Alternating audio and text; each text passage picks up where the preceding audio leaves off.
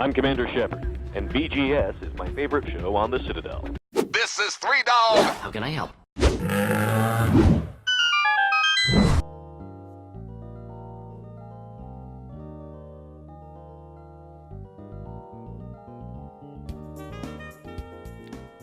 Merry Christmas. I'm Andy Burkowski here for VGS. If you remember that remarkable tone, it is from the much-lauded Nintendo series. I believe it's Mario Party 7 or 8, one of the Christmas themes. Thought it was nice and jazzy here. It is Christmas time. I hope it was wonderful for you. You got a bunch of games under the Christmas tree. We've talked about so many. Last week we went through a lot of the games that you kind of needed to grab, Tyranny being my number one. It is Christmas time, so unfortunately, it's just lonely old Andy here.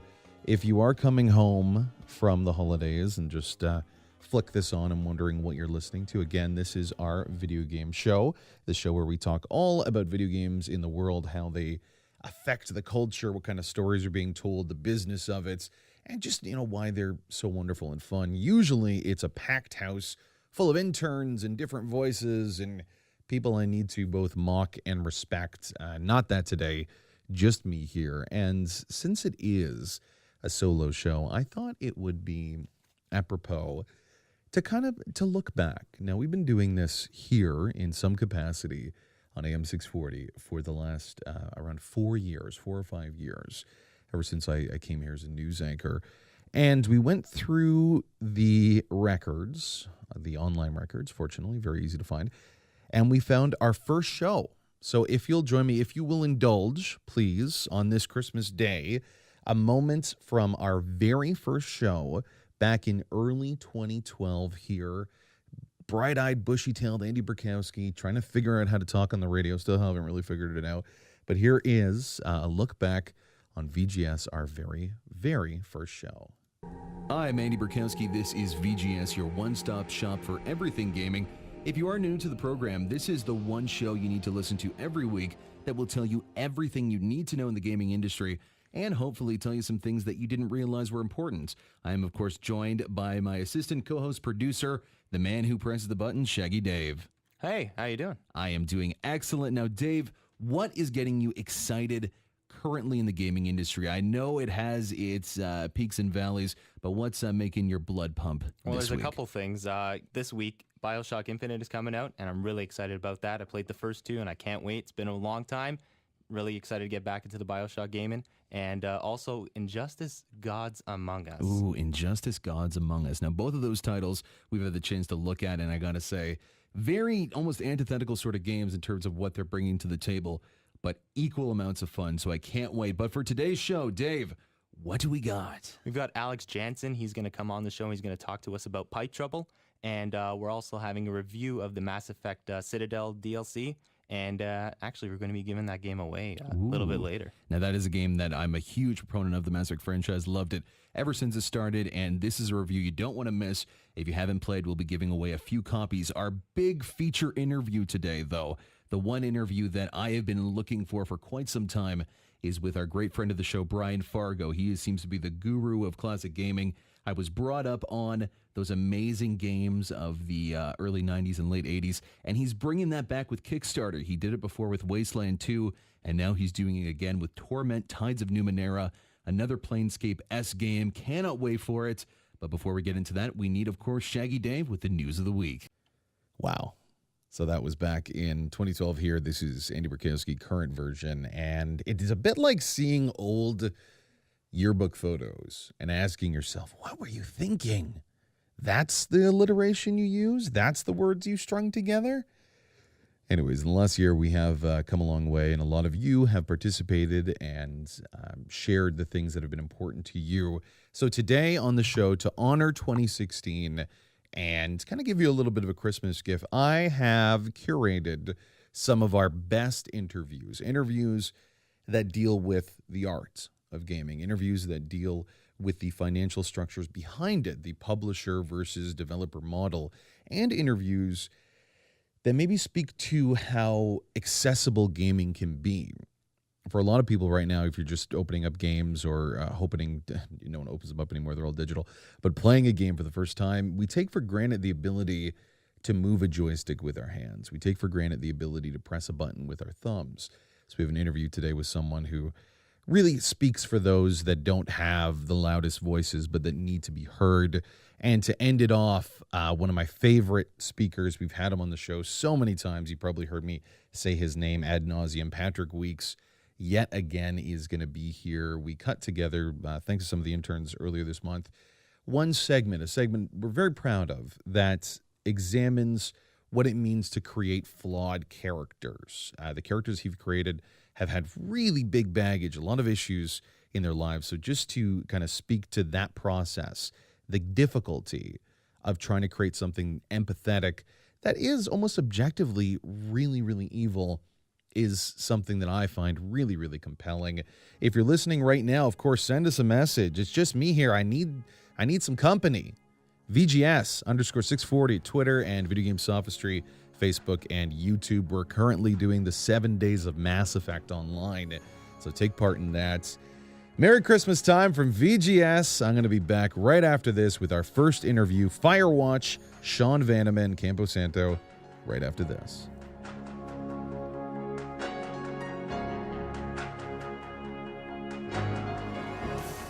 You're listening to VGS on Talk Radio, AM 640. Andy Burkowski here for VGS, continuing our Christmas show. I hope you had a very, very Merry Christmas. I'm the only one here today, like I said before. Our gaggle of interns are at home enjoying the break. I'm a cruel taskmaster, but I cannot ask the interns to come in on Christmas. I couldn't do it.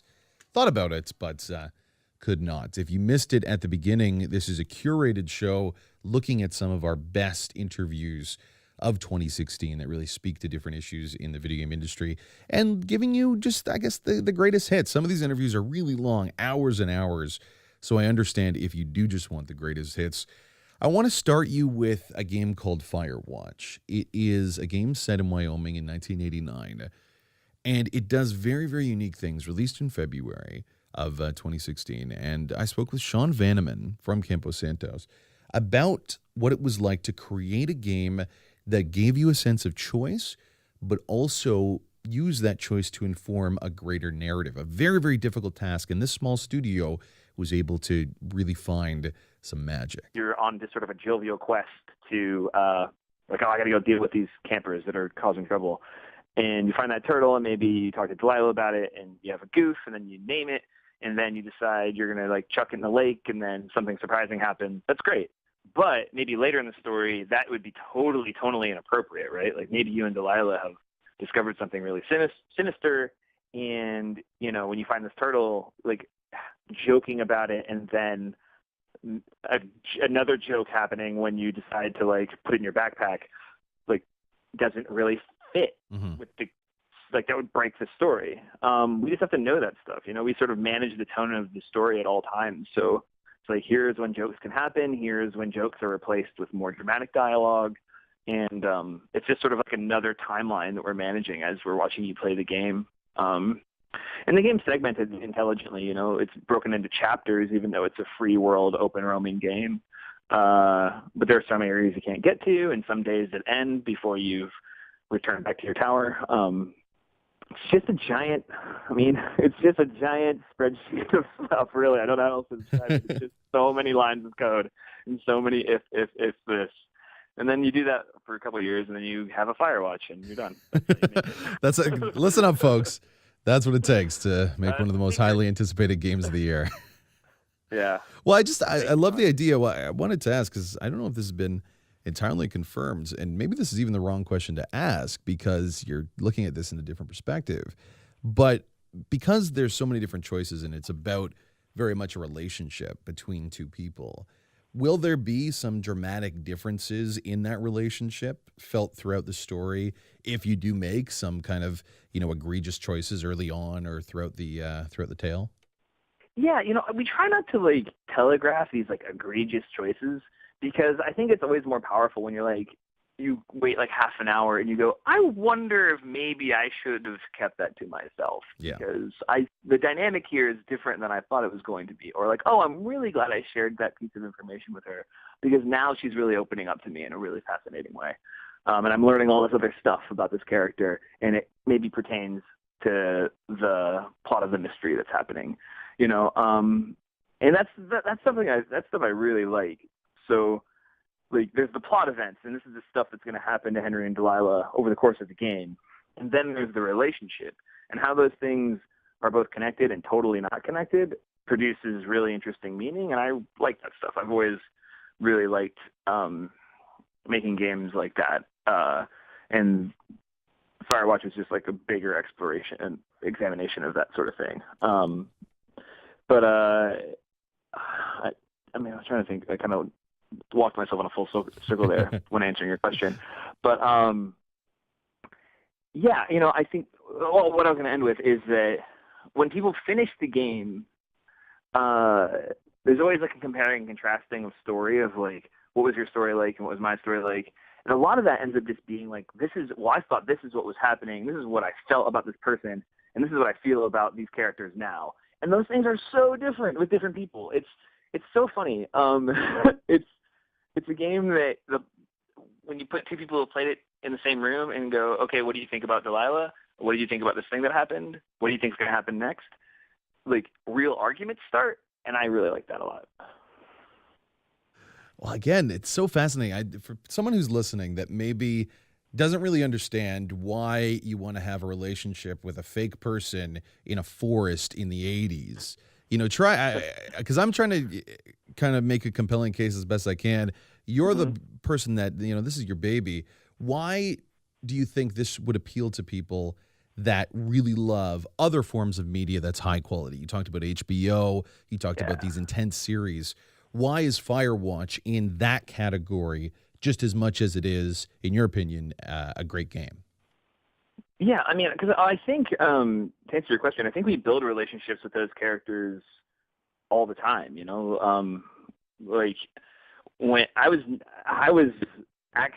like legitimately in sort of a malaise for a couple of days when Mad Men was over. I'm like, those characters are gone now. I didn't like a lot of those characters, but I looked forward to seeing them.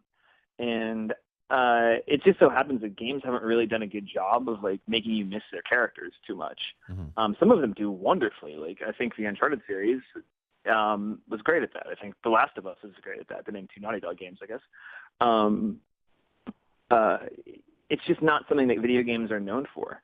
But I think if characters are believable and the story is really tight and compelling, then when it's gone and over, you miss them, And I think that was our. We didn't say that explicitly inside the office because I think people would have laughed at me. They would have been like, "That's going to be so hard." But ultimately, I think that was what our goal has been. When I look back at the decisions we made and the sort of ethos we had in making design decisions across the board. So if you're the type of person who just binge watches Jessica Jones on Netflix or finds themselves completely taken by certain characters on Game of Thrones or whatever, this is probably a game for you because it means that you like to transport yourself to places where there are interesting characters, and we've tried to accomplish that with the game. Very, very exciting. Again, thank you so much, Sean Vanaman, one of the co-founders at Campo Santo, talking all about the title Firewatch. What, in your estimation, do you believe this game should give players? You work so hard. You talked about all the man hours. What is your big payoff now in terms of a player experience? I mean, just a really exciting entertainment experience. Just a fulfilling, that sort of feeling when you close the cover on a good book or the credits roll on a movie and you go, oh, that was really satisfying. It's over. That's it. That's what we're always going for. Whether it's this game or the next game, if a game comes out on February 9th on PSN and Steam, and it'll be available for PC, Mac, and Linux on Steam. And when you're done with it that week, maybe, or whenever you get around to finishing it, if you feel that way, we did it, success. Probably a little bit of oh, it's over. Oh no, but I want more. That's the goal, not something that you sort of get lost in the middle and you go, oh, I really like that game, but, I kind of lost my attention. I have so many games like that I absolutely love that I've never finished, This game, we want it to be a sort of a satisfying conclusion. And I think when you get to the end, it will be. We really put a lot of time and effort into thinking about that last feeling you have when the credits roll. Cannot wait to explore the wilderness of Wyoming. Thank you so much, Sean, for joining the program. Andy Burkowski, VGS.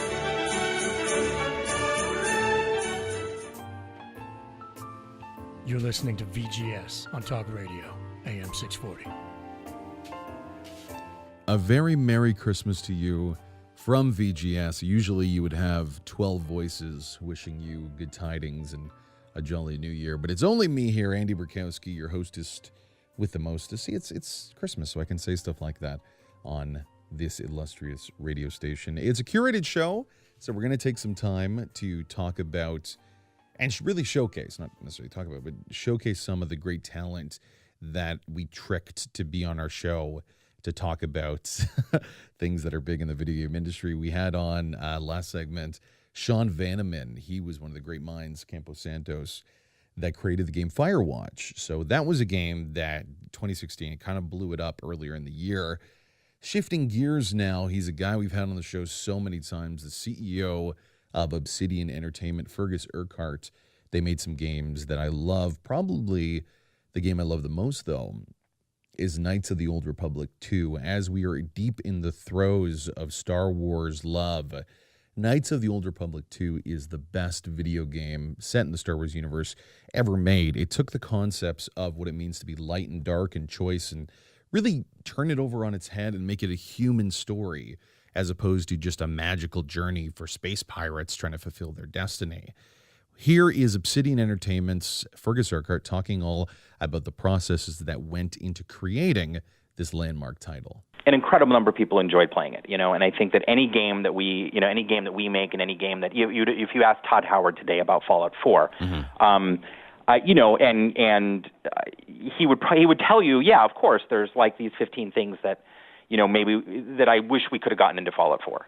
Right, and so there's always going to be these these things we want to do, and there's always these things want to add, and there's always going to be certain outside pressures, that you just have to deal with in the end, because this is at the end of the day, while we're having fun and making games, it's still real life and it's a business, and we got to deal with things, and to be honest, as a company, we've really worked hard to as time has moved forward to really kind of understand that and plan our products around those, just the inevitabilities of sort of, or the realities of making games, from the standpoint of just, our development process and how we scope our products and how we use agile development and how we do this and how we look at our all the different kind of, it sounds silly, but, in my email every morning, there's 7 emails of charts, and I don't want to make it sound like wipe away the fantasy of that, we're all mad scientists, with Nerf weapons, right?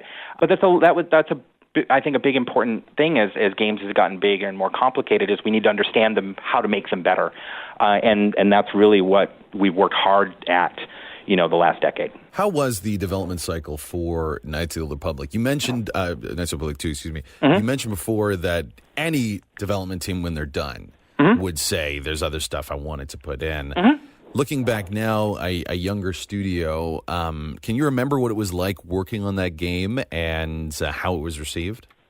Well, it was interesting because, you kind of remember these, obviously, bits and slices. So one of the first cool things about working on the game was the first time the text crawl was in.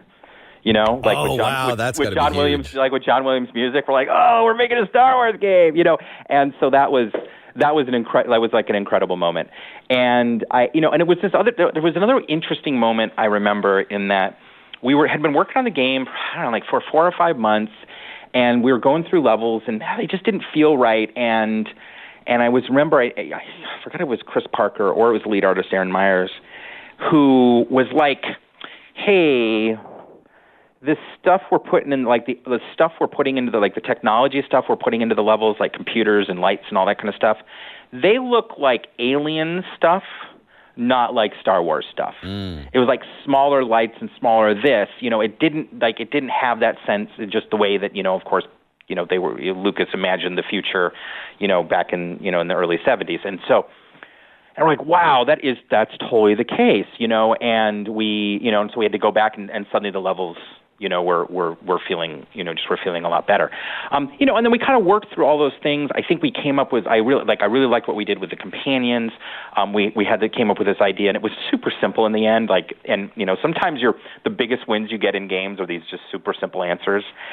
This idea that, we just made multiple, we call them textures, but the art that goes on the face, and where depending upon your influence with them, we would kind of change the texture out, and so each of the companions would look more like a Jedi, or more like a Sith, and that was just like a cool thing.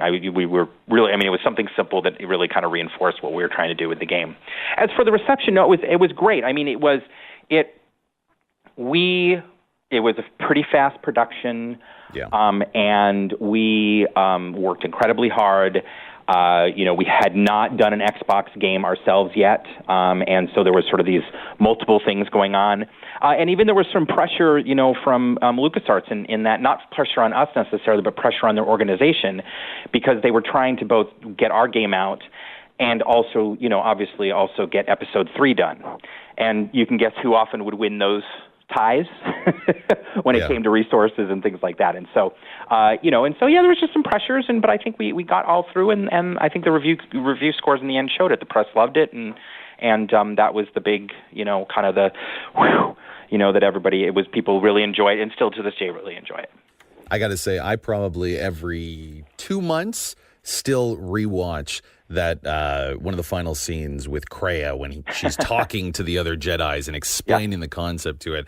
And I've talked to a lot of other people that enjoyed that game, and there's moments like that in Obsidian games. And I'm looking at your pedigree.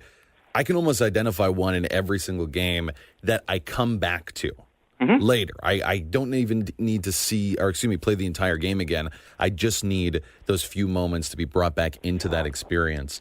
How much of that is something is this just me? Am I, just acknowledging it in this way, or do you hear a lot of that from your fans?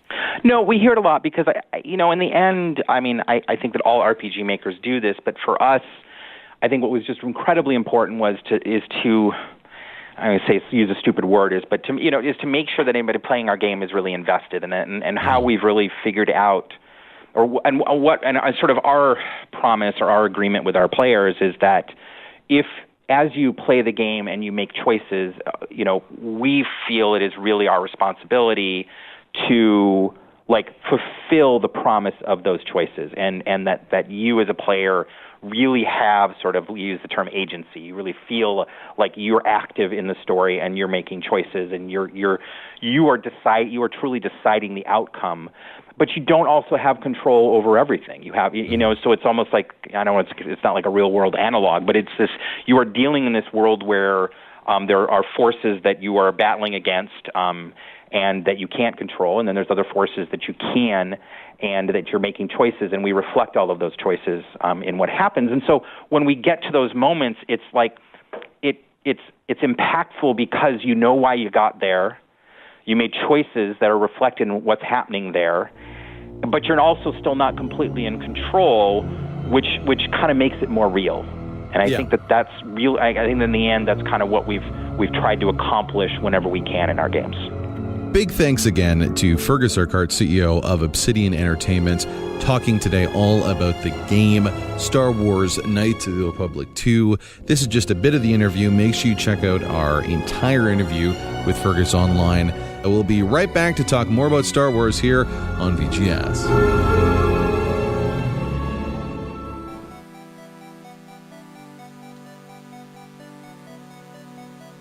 You're listening to VGS on Talk Radio, AM 640. Andy Burkowski here on VGS as we celebrate this wonderful Christmas show. Just me here again, folks. A lot of us during this time of year, I think, take for granted the ability to play games. We get a big brand new game with Titanfall, Battlefield, maybe a really great strategy game that requires a big keyboard and setup.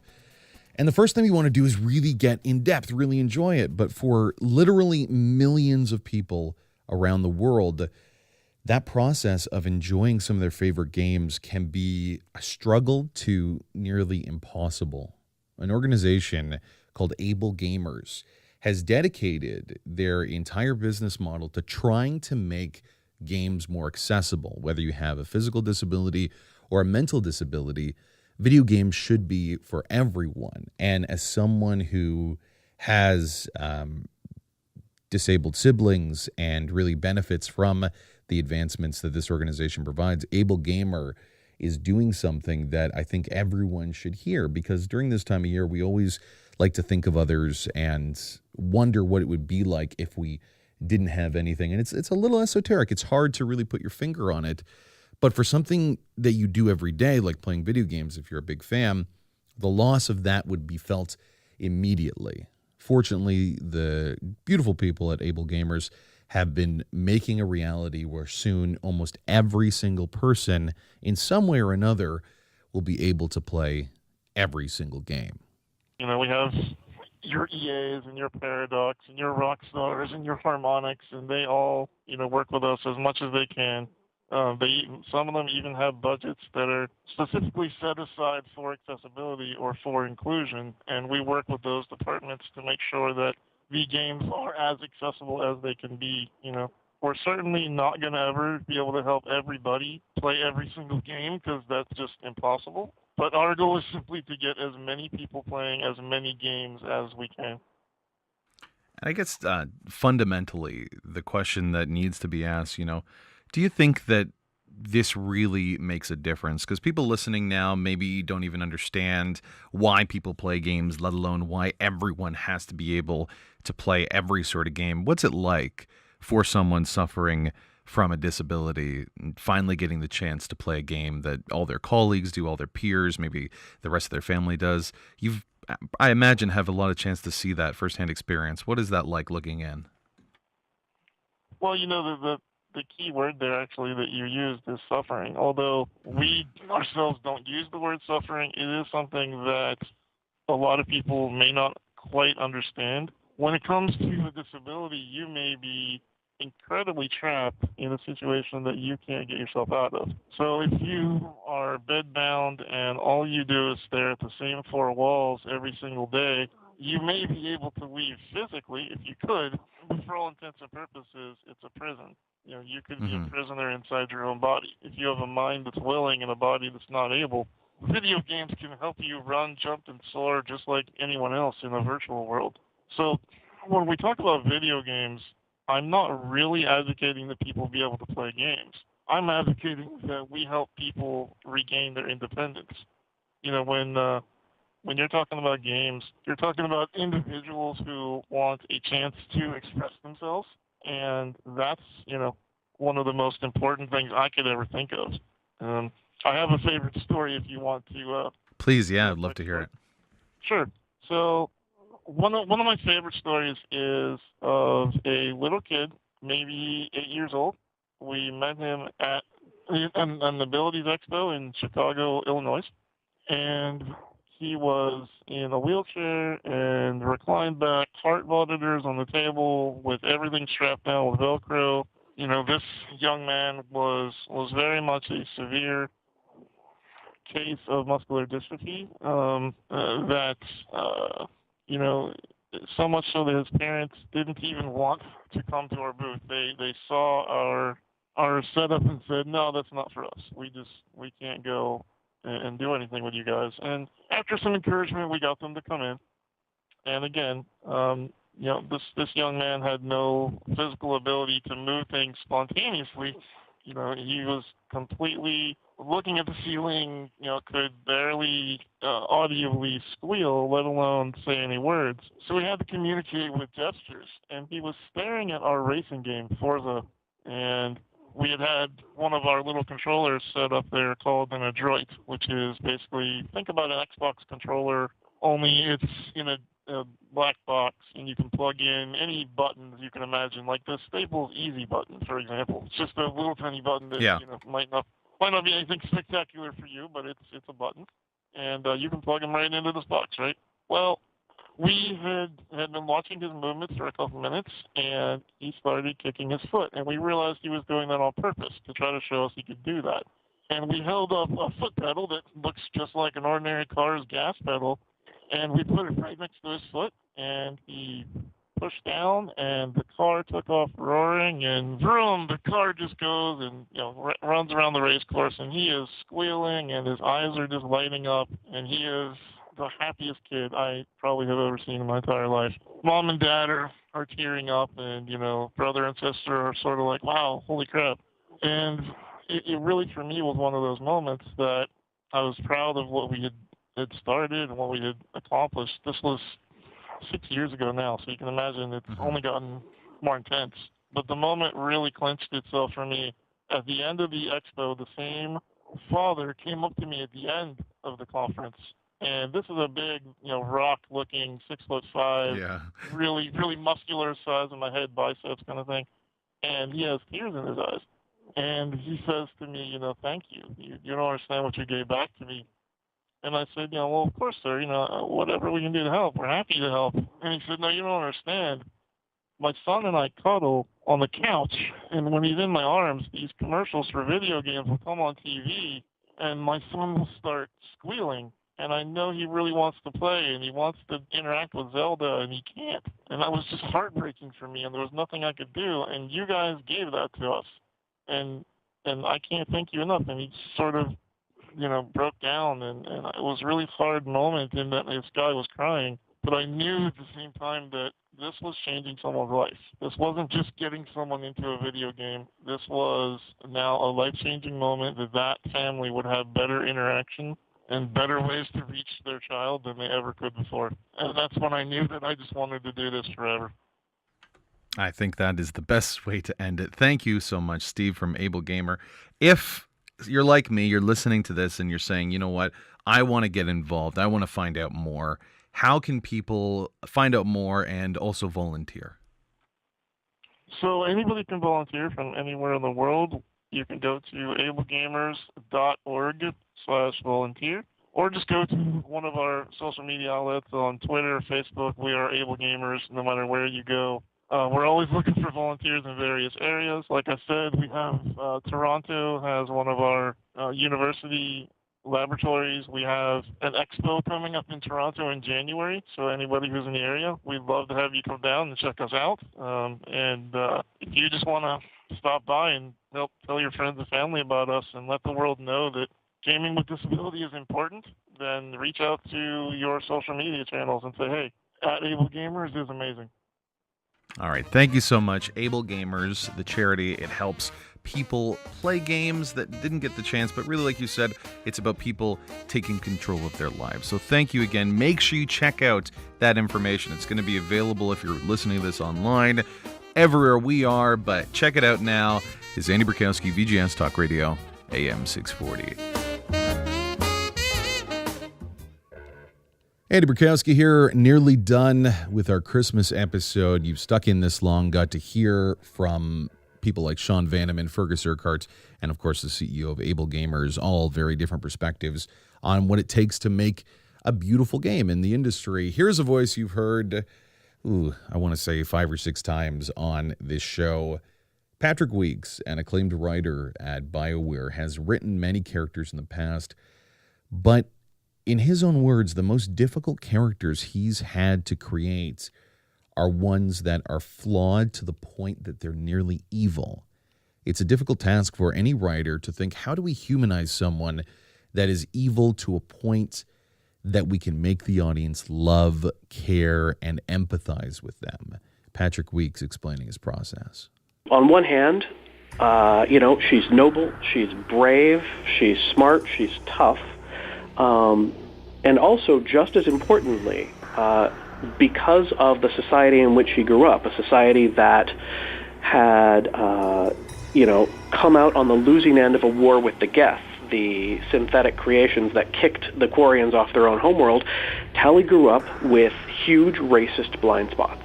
That's equally important to her character. I think it's it's really tempting to create characters with no flaws. And I think Tali is as important for her flaws. She's the kid who wanted to go out and explore the world in the first game, and in the second game, in Mass Effect 2, found out what terrible things are out there and made the decision to stay and fight, to help rather than go back to her fleet. And what struck me is that real racism isn't really about other people. Real racism for Tali is not about, the Geth are these awful things and I have to destroy them. Real racism is Tali saying, we lost our homeworld, we need to get it back. I can't eat normal food because I don't have a working immune system anymore, and if my helmet comes off, I might get sick and die. Shepard, they drove us off our homeworld. Those are all valid from her viewpoint. It's not that what you're experiencing is invalid, it's that you are making assumptions because of what you're experiencing that say, because we don't have a homeworld and I have to live in these suits, it is fair that we orbitally bombard the Geth and destroy them to take our homeworld back.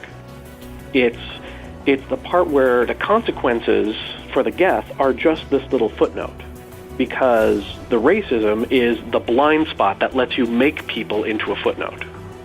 The Quarians are clearly more sympathetic. They have more understandable voices. They have a sad backstory. They have emotionally understandable needs. The Geth are objectively the defenders. They are the ones who defended themselves when the Quarians tried to wipe them out. They didn't seek the war then. They didn't seek the war now. They're objectively in the right on this. And getting the player to make a choice between the person who is objectively correct and the person who is sympathetically correct was a fascinating one for us. When I came to Mass Effect 2, and they asked me to write Mordin, what was originally on paper was he's the scientist who is responsible for fixing the genophage. He couldn't be the scientist responsible for the original genophage because that was 1,000 years ago, and Solarians only lived to be about 40. But, so basically, mad scientist Solarian. And I really didn't want to write him at first. I was against writing him because on paper, he's evil. He is the guy who is responsible for sterilizing the Krogan, and that is ethically reprehensible, and I hated that guy. For me, the challenge was, it's difficult to write someone who disagrees with what you think you believe as a person and isn't stupid. It's real easy to write someone who's stupid and disagrees with you. You want me to write a character who's dumb and has political beliefs I disagree with, I can do that for you in 10 minutes. But someone who, is smart, and part of the character concept is really, really smart. How do I make a really, really smart person who disagrees with me? And how do I make that honest? And it was really challenging. And what I had to do was say, okay, let's look at Oppenheimer.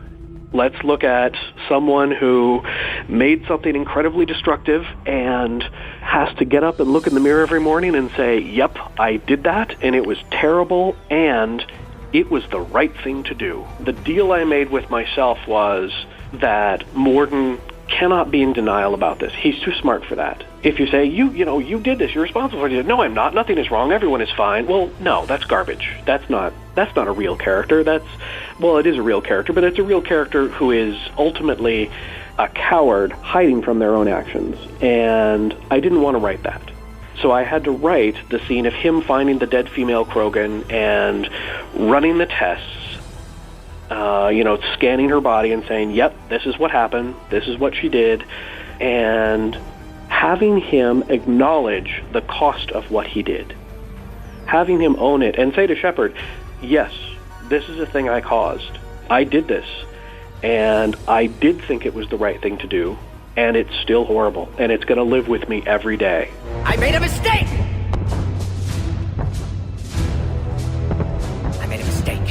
And I think that for me was the moment where I got him. He was intelligent and he was so committed to finding solutions that there's no way he's going to lie to himself. Because if you lie to yourself, you're not getting the right data. and he's more committed to the truth than he is to anything else. When he finally gets to his student, who, he thinks he's rescuing, but the student has in fact betrayed him, and the student is railing at him, Morden, you're a monster, Morden, you did this, Morden, you did that, and I'm going to betray you, and all of this was wrong. And Morden having to defend himself, initially, he's going to kill the student. He is so angry, and you pull it back, and, you talk to him later, whether you let him kill his student or not. You talk to him later, and, having him have to realize that that's basically young me I was dealing with. That was the version of me who didn't ask the hard questions and doesn't look at himself in the mirror. That's who I just had to face down there. Thank you again to Patrick Weeks, one of the headlining writers at BioWare. We need to take a quick break. We'll be back to finish off our special Christmas episode here of VGS.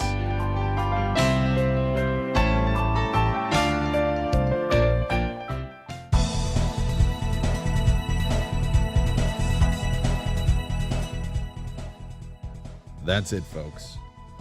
The entirety of 2016 is now in the bag. It's been a long and some would say arduous year, but here from VGS, want to wish you a very, very Merry Christmas. Thank you again to everyone who participated in the show. And just a final note, if you're out there and on Christmas, you really love video games, some of the presents you got and the things that you really adore are centered around this culture, and you feel like you're the only one. When I mention what I do, whether I jump into an Uber, a cab, or just walk around the city of Toronto, there are people from the ages of 15 to 65 that know this show, that know video games, that want to check it out. So understand that you're not alone in this. A lot of people love this, and I can't wait to see where this medium goes into 2017. I hope the work we showcase today will be the strongest voices, because they are really paving the way to make this medium something that we can be proud of, something that's special, and also something that's a lot of fun. We talk a lot about how, prideful we are of everything and the important pompous circumstances of arts.